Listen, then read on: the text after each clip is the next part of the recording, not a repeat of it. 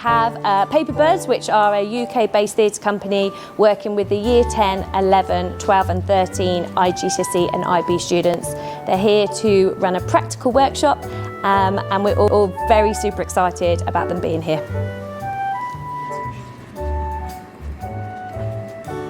I'm Geoff Cresswell and I'm the International Development Director of Drama Arts Productions that runs the annual In Touch Thailand Artist in Residence project. We bring artists regularly over to Thailand to work in the international school setting, and this residency is with the groundbreaking Paperbirds. Now, I want you to kind of like create a little script with it. Hi, my name is Gaby Cerda and I work with the Paperbirds Theatre Company.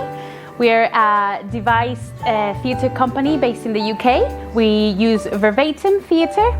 It's our main key ingredient. We say we have 5 key ingredients, and that is what we try to bring into schools to introduce the 5 key ingredients to the kids so they can create theatre based on the Paperbirds techniques. Back to back. Elbows to elbows. Back to back. Elbows to elbows. Back to back.